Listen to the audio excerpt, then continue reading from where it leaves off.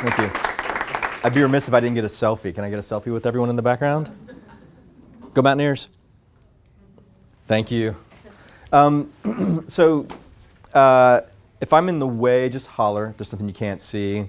I'm locked in with some of the course. I'm going to advance here manually, but if you need me to move out of the way, I will gladly pivot away from the screen. So curious, just a quick raise of hands. How many of you are familiar with the Truth Campaign and knew what we did before? Oh, all right, good, many. All right, good.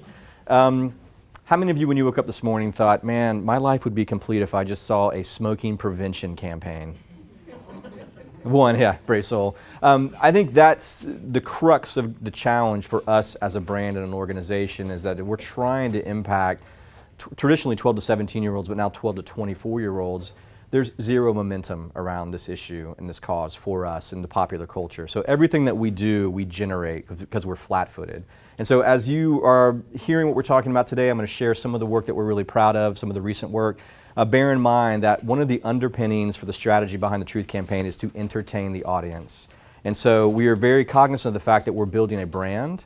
And for us to have permission to have a conversation with any 17-year-old in the United States today, even though I think the issue, we win on the merit of the debate, that doesn't give me permission to really have that conversation because no one cares about the issue. And so while it's the most important thing that we do, and by the way, I have two colleagues here, Aaron Mushrow and Sarah Shank, both who are graduates of WVU. While this is our most important issue, the reality is it's just not that important for the audience. And so we have to take that posture when we step into the marketplace to compete for market share. We do think about this as a competition for market share. We think like a for-profit. There is an industry that loses 1,200 of their most loyal customers every single day. So every single day, 1,200 Americans die of some sort of cancer-related disease that's brought on by tobacco. So if you think about the economics from the industry standpoint, regardless of whether you think they're a guilt for that or not, set aside, they have a very significant challenge to recapture that market share just to break even every single day. It's fascinating. So we think about how do we compete for that market share. There's 1,200 people that die. The industry calls the new customers replacement smokers. That's what they think about. How do they fill the pipeline? If you look long term, the vast majority of that new consumer, that product or that funnel comes from 12 to 17-year-olds. So 80 to 90% of adult smokers started before the age of 18. When you go up to 24, you're talking about 97% of adult smokers. So the battle really is fought and won in these very formative years. The industry knows that. They spend in a day what we spend in a year. They have a legal product. It's addictive. It's on every street corner. So we are sort of the proverbial knife to a gunfight. But we have the moral high ground. And we have a track record of success. And so I'm going to share a little bit about where we are today in light of that trajectory. We came into existence in 1999, early 2000. Really brief history. You may remember when the state AGs, 46 AGs, collectively sued the tobacco industry. That's all the famous iconography of all of the executives testifying before Congress saying it's not addictive, it doesn't cause cancer.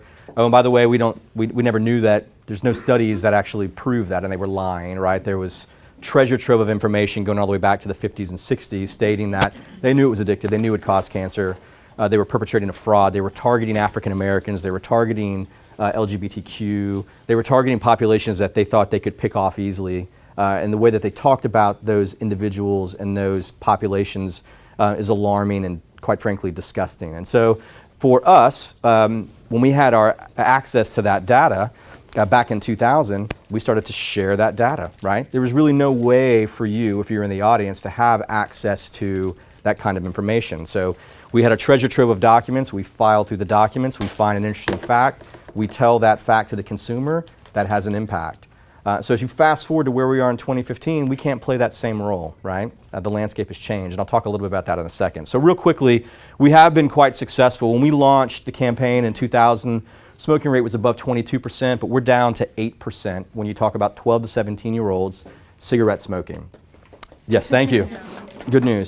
I'm going to throw out a lot of stats today. I tried to limit the number of stats, so if it gets a little muddy, I'm happy at the end to sort of clarify the different data points we're talking about. The challenge when it comes to public health at large and when you're looking for data sets, the data lags a year, sometimes 2 years behind, because you're looking at sample sizes of individuals over time, national samples, you're trying to collect the data, you report on it. So generally the data that I'm showing you will be a year or two late. So that's just another caveat.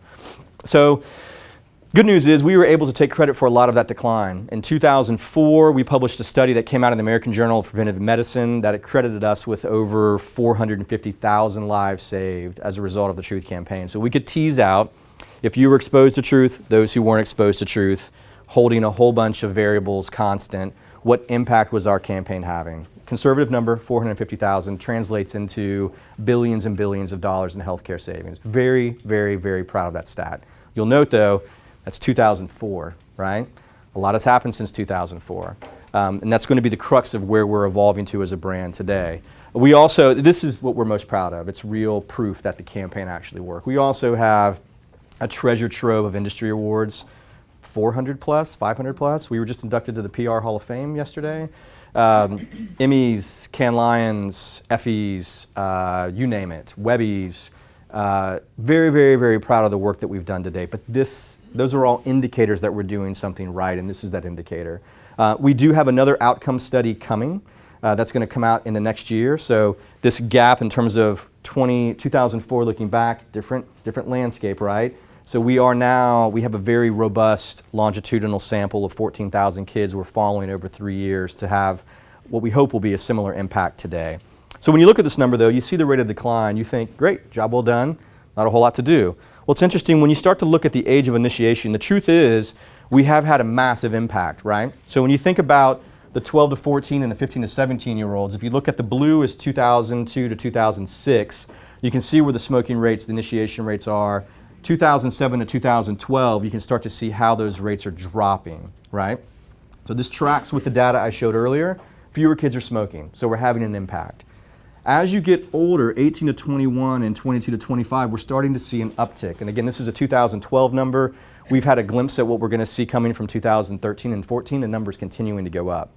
And so that's the first time that's happened to us. So we're trying to figure out what's the cause of this? Why all of a sudden do you have individuals who have been really well informed, they're making good decisions at this young age, when they get a little bit older, why are they starting to, we're losing, there's erosion, right, to the effect that we're having. There are a lot of things taking place. A proliferation of lots of new products in the marketplace that did not exist when we launched back in 2000, right? My guess is many of you have tried hookah. I've tried hookah. I actually thought hookah was safe, right? It's because there's some sort of water, right? It's purifying and I'll show you a fact a little bit later on, it's not safe, right? And there's a massive footprint of hookah bars. It's very, very, very social. It's cultural. There's confusion. Is it safe? Is it not safe? It tastes like cherry, right? Or apple. I'm doing it with my friends. I don't do it all the time. Like what's that impact, right? And so we think that is part of, if you will, re-socializing the idea and the attitude of smoking. I can't have a conversation about smoking if we don't talk about the 900-pound gorilla, e-cigarettes, right?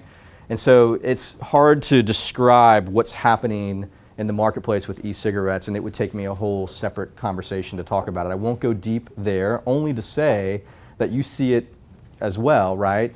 It's everywhere. Is it good, is it bad? It's complicated. Is it good for some people, bad for other people? If you ask if you get 10 scientists in the room, you get 10 different opinions, right? But we do know this is happening at scale. It's not regulated. Lots of money flowing into the marketplace. It's renormalizing the behavior. If you go on Tumblr and were to search smoking images, you would see pages and pages of beautiful black and white photography and images of people doing tricks with the smoking, glamorizing the behavior. As somebody who is well informed, I'm like, wow, I wanted to be able to do that, right? The dragon puffs and all the things. And so it's a different landscape for us. It's changing very, very, very quickly. And we're starting to see an impact on smoking rates. So this is just a stat, 2011, 2012, and 2013, while the percentages are low, if you look at high schoolers, hookah alone, you have a double of the product use. And if you look at e-cigarettes, it is off the charts in terms of the use of e-cigarettes.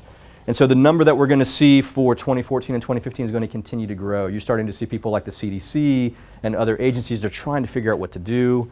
FDA is under immense pressure to regulate this. And the thing is, we just don't know what's going on. Are they trying this product? Are they trying this product and advancing into cigarette smoking? Are you getting kids who normally wouldn't try cigarette smoking? Are they trying e-cigarettes and now they're susceptible to nicotine as an addictive product? We don't know. We also know, as we sort of dig a little deeper what's going on, is that everyone would say heavy smoking bad, right? And so when we go in and we speak to consumers and kids, they say if a smoker is somebody who smokes alone, they smoke by themselves, they're addicted. That's disgusting. Like, to be a smoker is gross. I do this with my friends, and I do it in groups. It's social. How can it be? People social drink. How can social smoking be wrong, right? And so you see that play out with people's attitudes. When you get into light and what we call intermittent smoking, it starts to shift, right? And so the challenge for us has been that the landscape does not resemble 2000 by any stretch of the imagination.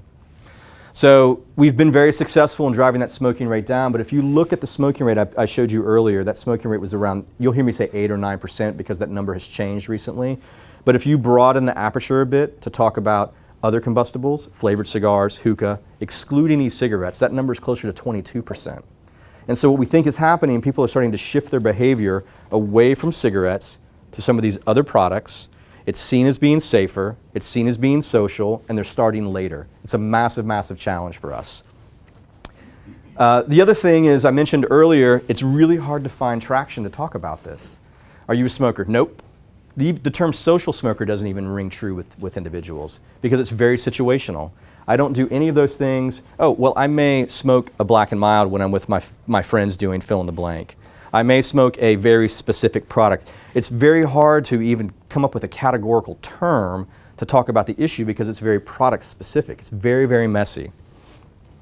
And the other thing for us, which is very important, is this is stating the obvious, right?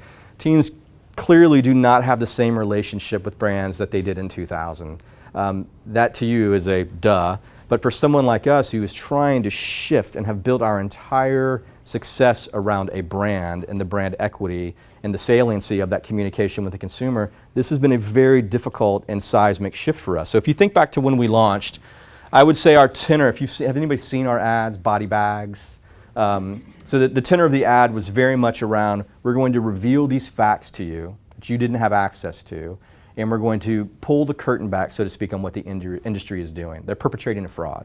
So it was very revelatory in nature, right? You weren't able to get this.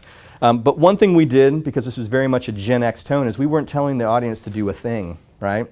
So those of you who are Gen Xers may know, if I were to ask you who your best friends are, I guarantee you a category you would not say is your family, your parents, right? You would not say, my parents are my best friends. Fast forward to millennials, their parents are the best friends. They share their iPod music playlist. If you look at the top 10 brands, there's overlap at least with 50% of those brands. Vastly, vastly different relationship with authority, right? So Gen X, be an individual, be yourself, be independent. Those of you who are Gen Xers and you're managing, or if you're a millennial and you have an Xer boss, you'll know a mistake from an Xer would be, I'm gonna give you an assignment, I'm gonna go away, and you just figured out, I'm the best boss ever, right? I'm not telling you what to do because that's not the ethos of the brand. Millennials, on the other hand, when they graduate college, 50 to 75% of their coursework is done collaboratively. Gen Xers, when they graduated college, it was about 5%. If you were me, it was 2%. And so they come out wired differently. So the expectation for us that we're going to reveal a fact and step away and say, we're not going to tell you what to do, that's going to be our posture, is irrelevant to this audience. And so you could be any college campus USA and you can see their ability to connect with facts and information is clearly the same way you are, right? It's in real time. This translates into power, real power. And so for us, the way we positioned the brand was around rebellion, because kids, Gen X generation was all about, I'm going to do something to establish who I am. It's anti-authoritarian, and there is more of a tension with sort of the power at B. You don't have the same tension with the millennials, right? Because they are the power. They are the IT professional in their household. Go back into the slide here. We did a class project with SCAD, Savannah College of Art and Design. And I just tell the story just to illustrate sort of the point. So we were working with a program. The professor was a gamer. And so I was trying to figure out a little bit about her. So I Googled her. Third, fourth search down organically, I ended up in a chat room for SCAD students where the students were critiquing everything that she was doing. Here's the syllabus, here's the mandatory reading, here's the teaching style, pro, con. I guarantee you that was affecting how she was teaching that class. It was also affecting how her bosses were giving her her review. Real power. And so for us, the challenge is going to be, how do you take that power and really start to channel it for something good? Very, very significant shift. And so traditionally, we would have focused on that individual who was smoking. Our advertising prior to this year would have been focusing on that little small number right there, right? How do we get them to move? How do we get their behavior to change? When in reality, we have more people on our side. And we know that the millennials are actively participating, looking to make a difference. And when you have a smoking rate that's now into single digits, it appears as a winnable battle, right? And so for us, it really is, how do we think differently about positioning ourselves, participating, actively giving our audience something to do, and really rallying them around a vision of what the world can look like if you're part of this movement. And so I will show you a film next. It launched about a year ago, the VMAs in 2014, Video Music Awards in 2014, to really help set up, this is who we are as a brand, this is the invitation, be part of something bigger than yourself.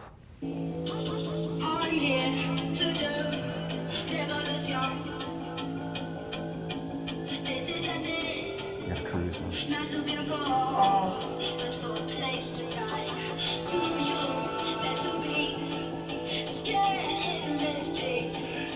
Big Tobacco has targeted trend-setting hipsters to sell cigarettes in the U.S.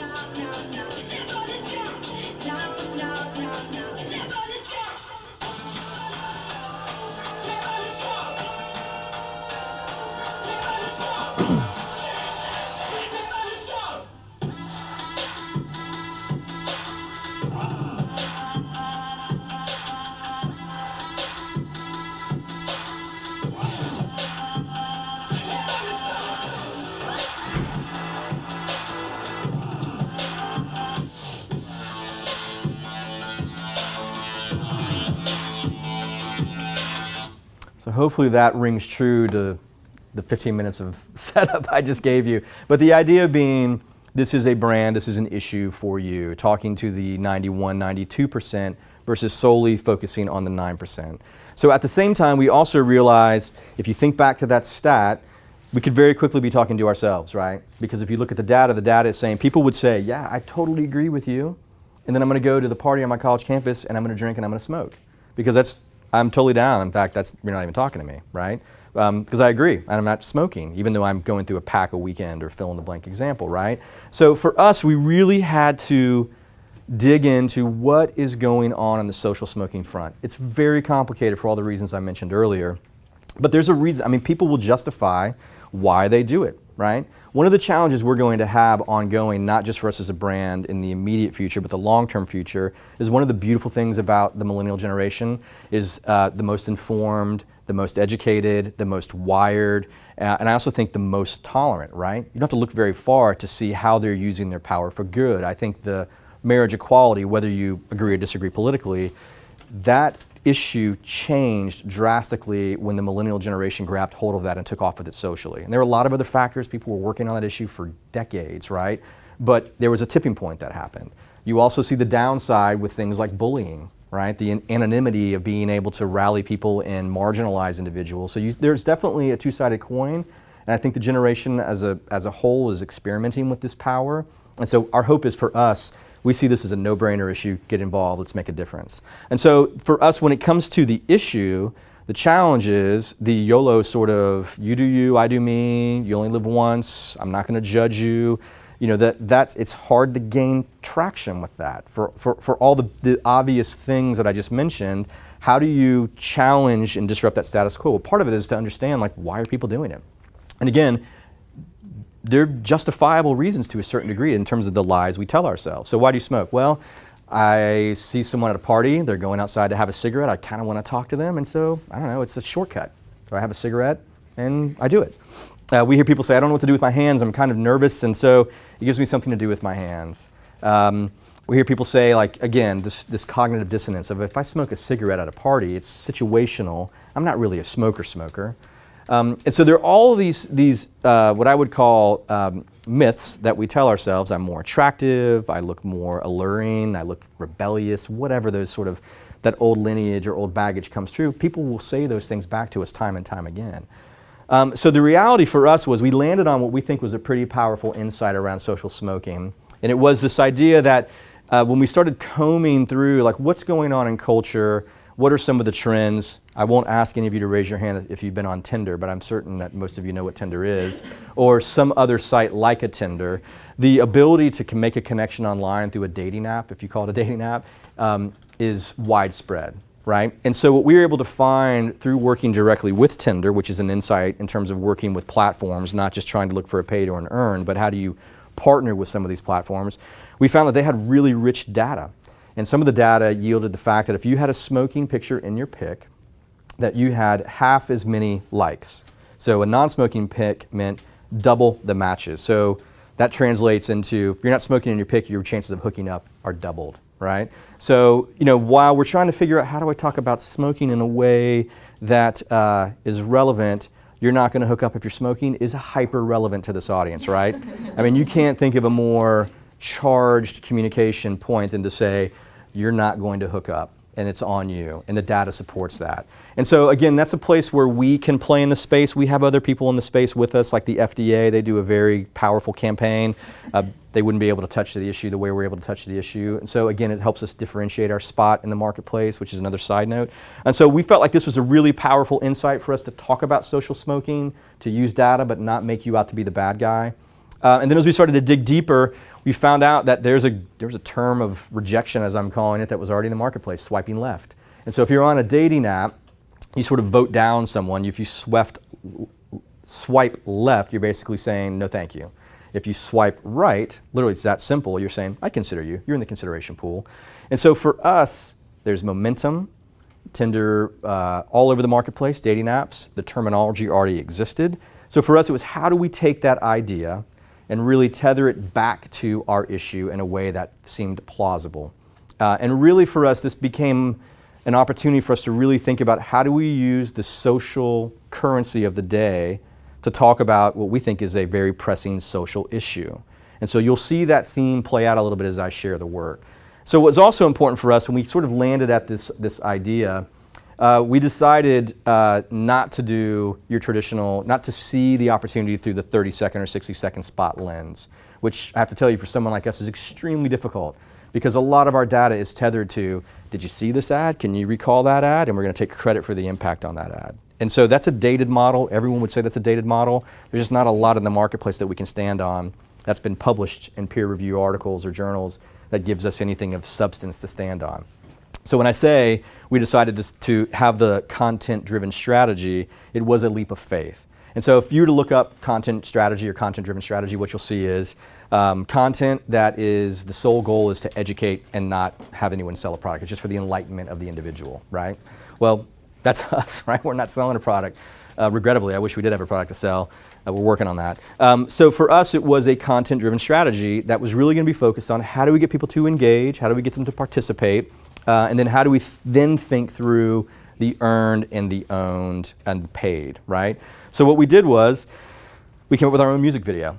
And so we decided that the best way to do this, and if you think of like Funny Ways to Die, there's lots of other clever sort of videos that have taken benign or really boring topics and electrified them with entertainment, right?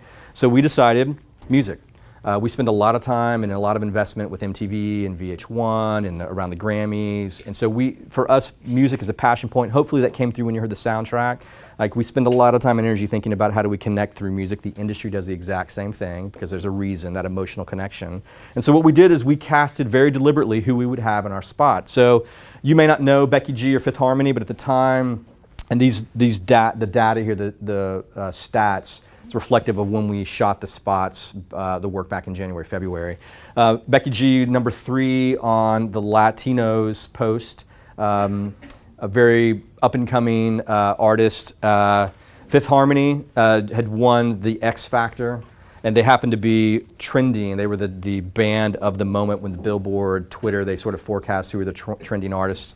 They were in our spot. We also picked a host of what we're calling mavens and TV personalities. You may not know King Batch or King Bach. If he's not by now the largest Vine star, I think he's the number 2 Vine star. If you don't know Vine, I'm convinced that's where the next Saturday Night Live SNL skit talent will come from. It's an awesome platform. We do a lot of work with Vine stars. And then Terrence Jenkins, if you know him, E! Entertainment, he had a show on BET, just to broaden sort of our appeal and depth. We also went deep into the YouTube influencers as well. So again, how do we have a social impact on a social issue? Not a far leap for us to use the social currency of the day, right? So this may not seem like anything new for you at the time, but a year and a half ago, it did feel like we were sort of breaking ground in a way that was a little bit more unique. If you look at any top 10 celebrities for the audience, 5 of the top 10 will be YouTube stars. You'll have your LeBron James and some of those individuals, but then you will also have YouTube celebrities that you may or may not know of, but real power, massive followings. Some of these followings are bigger than cable networks. So we had Alpha Cat, he did a good spoof of President Obama years ago. I'll just skip down to Grace, I think has her own show now on, which network? Do you know off the top of your head? I can't remember. Oh, was it on E? Oh yeah, there it is, sorry. Jimmy on 22 Jump Street, an actor, you would recognize him and will recognize him. Timothy Delgado, he's on MTV's Wild 'N Out and lots of shows on MTV, but large growing footprint. And then Harley, if you watch the Super Bowl, he did the YouTube live Super Bowl halftime show last year. And so he does epic food time, so he's does the big, large burgers, and if you've ever seen him before, massive following. His subscription base of 6.6, I think it's closer to 12 now. I think it's doubled. That's gigantic. And so what we did was take all of that together. We worked with a director named Director X. I really want to have a initial for my director, but he does all the Drake videos, if you know Drake. So he comes from the hip hop culture. And so the goal for us was to shoot a legit video, create a legit song that we could then use as content in these channels. And I'll tell you if we were able to do it or not.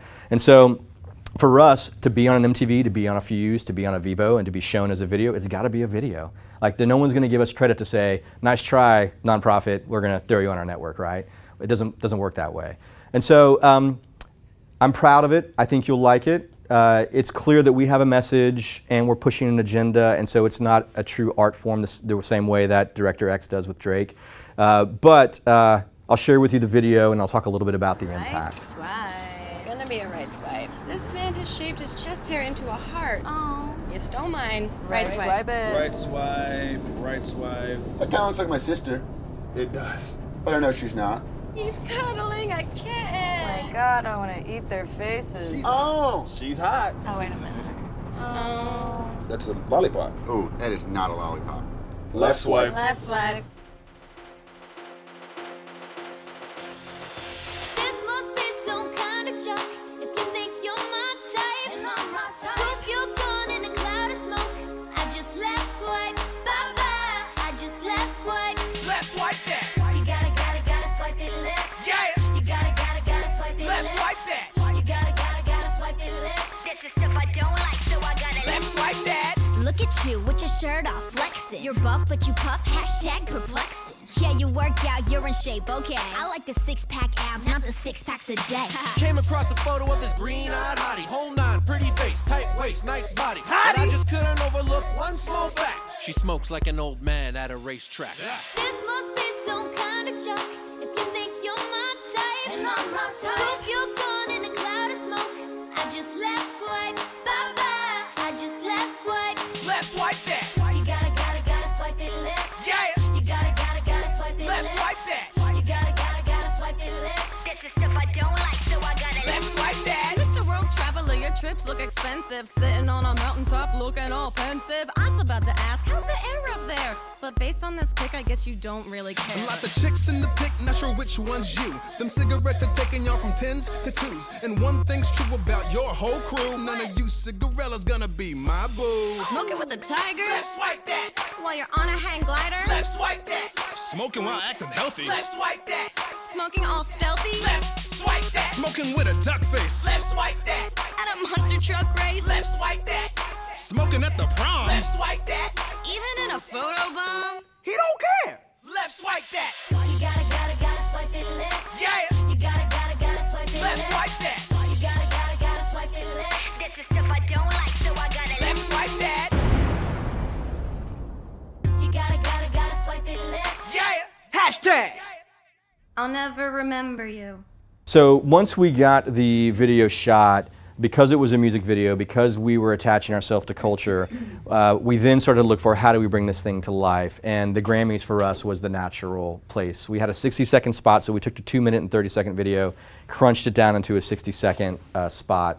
And then we had a very intentional earned rollout. We took a page from Super Bowl spots, right? Where before the Super Bowl spot even airs, the buzz and the views of that content living in sort of the digital form sort of drive the buzz for the brand, right? And so we were very intentional about that. When we were on set shooting, it was a madhouse, but we had people, Ryan Seacrest and MTV News, all there on set, videoing our various celebrities and stars. And Sarah can tell you offline the chaos that ensued as you're on a soundstage shooting with 4 different cameras, and I won't say our divas, but our celebrities. And so the idea was, as much as humanly possible, to treat this as the new video coming out from Becky G and Fifth Harmony, with Terrence Jenkins making an appearance and all these celebrities. And so we had very specific placement with some of our partners, and then post-launch, again, we really leaned in heavily to say, did you see what just happened? So our world sort of existed in the pre-launch, the launch itself, and then during the launch, we had all of those celebrities tweeting, activating, driving traffic, so socially engaging with us. We also had on the ground, this was a great score for us, we had the gifting lounge, right? So you hear a lot about the gifting that the celebrities have. We produce a lot of our own gear. So these skateboards we produce and we hand out at various events. We had different backpacks in an emblem that people could take and wear in their lapel. And what we found was people had affinity. They knew who we were. LL Cool J, Little Bow Wow, who's not so little anymore, and about 10 other celebrities who knew what we were, knew who we were. They were just looking for something to wear that they thought was cool. Taking our gear, wearing our gear, we capture that content, we talk about it, they talk about it. This happens 24 to 48 hours before the event, if I remember correctly. So we're building the swirl, casting a wider net, getting them to talk about it, maximizing that investment. And it started to pay off. So the night of the Grammys, we had at least 35 additional celebrities that weren't in our spots that participated and saw what we were doing because they were connected to some of the influencers or they liked what we were doing. Tyler Oakley being one of the most notable, if you know who he is, basically Mr. Influence when it comes to the social platforms. We had athletes, we had other media outlets who were latching on because they saw what we did. We were very, very, very proud of the reach and the scope of what we were able to accomplish. We also, this is a first for me, we became a trending topic worldwide twice, which hasn't happened to me yet, which was alarming to see that feed explode the way it did, but it was also exhilarating. Something of interest for us as a brand that we can leverage in the future, King Batch, our hype man, he trended worldwide as a result of being attached to our spot or our content, right? Incredible leverage for us. So if you have affinity for our cause, you like what we're down with, we are going to, A, create a conversation. We're going to do it. And we're going to bring you along for the ride, which has been great equity for us as we move forward.